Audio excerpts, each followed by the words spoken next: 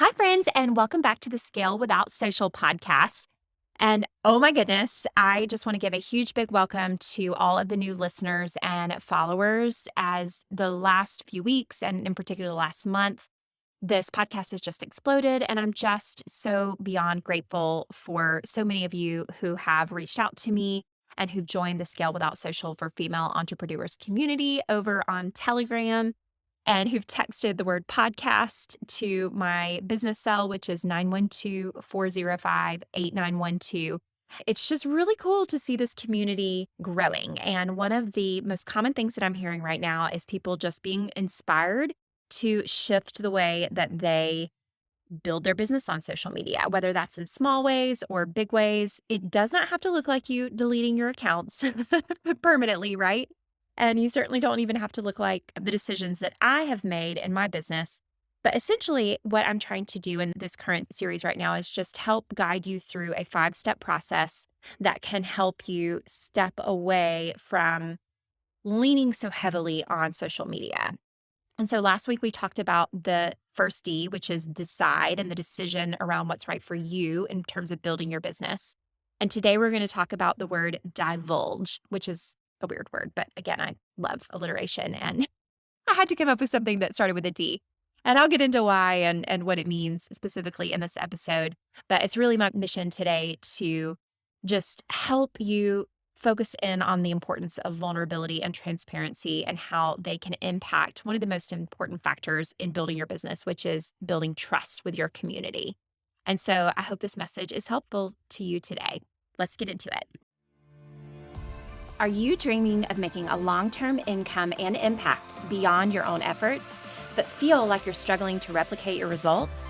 I'm Heather, a former burned-out boutique owner turned top network marketing leader, and I've learned the hard way that you don't have to do all the things all on your own. Now, my passion is helping social sellers scale their business by choosing faith over fear and using simple, duplicatable systems without having to sell your soul to social media. I'm so excited to share with you simple tips, tricks, and tools to help you take your business to the next level. In each episode, I'll share faith-focused wisdom, proven systems that your team can duplicate, and inspiring stories from other leaders who have been right where you are today. Are you ready to grow your team, find joy and fulfillment, and feel free? Break out your favorite pen and notebook, and let's dive in. Okay, so today we are going to be taking a bit of a deep dive into step number 2 of the 5-step breakdown that I shared in episode 21 on if you are looking to take a detox from social media, whether that's permanently, whether that's a certain app, maybe it's just for a month or for a week or for a certain day of the week. Whatever your decision, and that was last week's episode, was talking about the importance of deciding which, if any, platforms are right for you in building your business on social media. The next step is going to be divulge. And it's kind of a weird word. I tried to find another one that started with a D. But essentially, what it means is just sharing your heart vulnerably and transparently with your following on why you want to step away from social media and your purpose for wanting to do things a little bit differently and to step outside the box.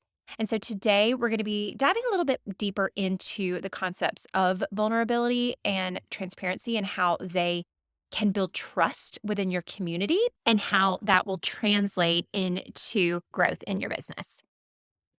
So I'm going to start with a little bit of a story of what my initial inspiration in just the seeds that were planted of what my strategy was in terms of building my business on social media. So about a year ago, I came across a post from Jenny Allen. She's amazing. She actually has a fantastic podcast you can listen to. And I think I've shared this on the podcast before, so I won't go too deep into it. But essentially, Jenny's post was her divulging her heart for her taking a break away from her entire business for a month. And when she came back to social media, she divulged and shared her heart transparently with her followers, with her community, of which I was a part of. And essentially, what's kind of wild is my inspiration and the action that I decided to take from that inspiration from her post in my mind, it was making the same decision as her, but in reality, it was just her words and her heart and that vulnerability of her sharing and the courage that it took to really address the fact that she maybe wasn't getting some things right in her business. And she wanted to be honest about that. And she wanted to be honest that it would be different moving forward. And I just remember being so inspired by her message and, being drawn to her even more than I had been before. But ultimately, her message was inspiring to make some changes for me and my business. And so I did take a break from social media and I divulged my reason for that month-long break before I took the break. When I came back, I also shared another post on some of the things I had learned. And I essentially shared that I was done being that strategic person. I by nature am a high achiever. I like strategy is my passion. And so I, tend to look at something like my social media platform as a strategy, which can be a good thing if you are literally using it as a business. And again, we've talked about on this podcast that there are 10% of you that probably need to not use social media at all. There's another 80% of you that need to use social media for what it was intended for, which is staying connected with your community and using it for your person, right? Like for for your friends and your family and staying connected with them. And then there's 10% of you who have the desire and the passion and what it takes to truly build a business based off of social media. So that's again looking like online influencership or affiliate marketing or building a massive following online and treating it like your business. And so I've done an entire series on that. You can go back and listen to some of the past episodes specifically with that. But for me, I realized that I was not in that 10% that was going to solely focus on building a massive social media following. I wanted to use my social media less from a place of strategy, more from a place of community and connection to the people that I have met along the way. And so essentially, just to kind of summarize that little story and how it's relevant to today's episode, there were two factors that Jenny's post had on me personally as a consumer of the things that she has to offer. She's an author, she has a podcast, she is the founder of the If Gathering, and she's just essentially amazing and has a lot of different business models and revenue streams. So for me, number one, my trust in her as a person because she was so vulnerable makes me more driven to seek out these products, right? It made me want to seek out her podcast or recommend her to a friend to be not only just a fan of hers, but to be a raving fan. And because of a post like that vulnerable one that she shared, and because of her honesty, I would be more likely to make a purchase from her in the future. So that was the first step from it.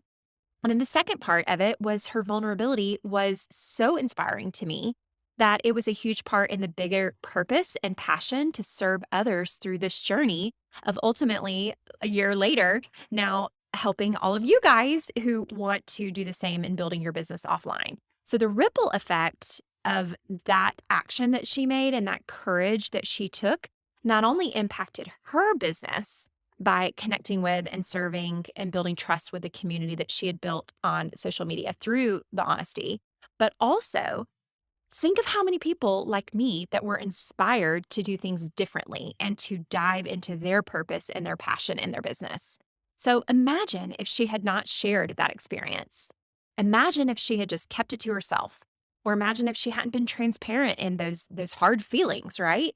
Or imagine if she hadn't had the courage to admit that she was doing it wrong and didn't have it together, because that's always the perception, right? For someone who's got the type of following and the type of business that she's built. So I want you to think about that as you take the steps that are right in your business. And again, we've got those 5 steps that all start with a D for how you can take your business offline. And I want you to focus on the importance of the communication of what you're sharing to your following as you share with them how and why you want to do things differently and how you want to show up differently. So I'm going to share just a couple of principles as we talk more about this.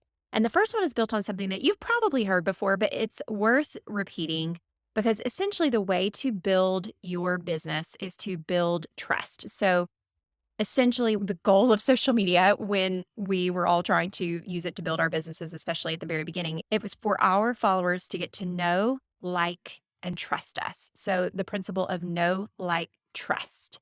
And that essentially just means that you've got to be honest about who you are, right? Like they've got to get to know you as a person, the weird little quirks that make you you, right? They need to like you, be a likable person, a likable, positive person. And then, of course, the trust factor, which again is tied into just do they believe what you're saying? Are you sharing a way that's going to impact and serve their lives? Or are you sharing something because there's something in it for you, right? There's some sort of transactional element. So, when it comes to know, like, and trust, how and where can you build that? And for some of you, that will be on social media, and that's awesome. So, you need to focus on what it is that you're sharing and the way that you're showing up and coming from a place of that transparency that is going to build that trust with your following, because essentially that's what's going to make them purchase from you and make them want to choose you because they have so many different options. That's the one thing about social media right now, or one of the many things, is it's just crowded, right? Anytime you hop on the platform, there's someone begging for your attention, whether it's from an ad from a company, whether it's from, for example, the company that I'm with, Seint Makeup, is absolutely exploding on all of the different platforms. So the thing that's going to make someone purchase from me or from you for your product is building that know, like, and trust factor. And so the messaging that you put out there, especially if you are going to take the step to pull your business offline, is going to really impact that know, like, and trust factor when you can just be honest with how you're feeling. And you've heard me say, and be honest with you guys, that I don't have it all together. I'm kind of figuring this thing out as I go. I just got off social media 6 months ago, right? Less than 6 months ago. And so that's one of the purposes of this podcast, is to share my journey alongside that, which hopefully in turn, that vulnerability, transparency, and quite frankly, the courage to dive into the fears of putting this putting this out there, right? That is what hopefully is going to build trust with you to continue listening to my podcast, right? So the first principle for today is that know, like, and trust factor. The second one is something that nobody teaches on better than Brenne Brown herself. You've probably heard of her. You've probably read some of her amazing books. And I have kind of a funny story about her books. So one of the primary things she teaches about is the power of vulnerability and kind of eliminating things like shame and really addressing the hard things in your life and facing them head on and really rumbling with the way that you are feeling and the way others might be feeling about your words. And her books, they're just fantastic. But the first time as a high achiever that I read her book, Daring Greatly, and I learned about the power of vulnerability. I'm going to be totally honest with you in that I saw that as an opportunity to leverage to build on social media. I can't even believe I'm mortified in saying this, but here, this is me being vulnerable and transparent with you. And especially those of you who are high achievers, to say that when I read her second book on this topic, which is called Dare to Lead, and I got to the chapter on the different myths centered around vulnerability, I was hit dead on in the heart with conviction when she talked about a gentleman that came up to her after one of her speaking engagements and said, "Oh, okay, I've got it. Now I know in order to build a following, I've got to just be vulnerable and just share the hard things, right? And, just tell everybody everything."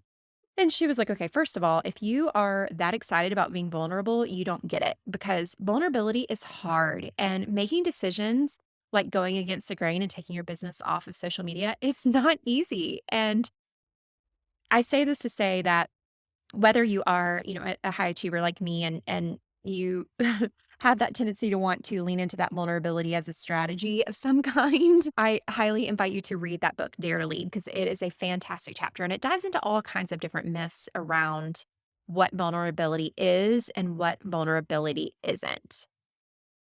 Now, essentially, Brene describes the definition of vulnerability as uncertainty, risk, and emotional exposure.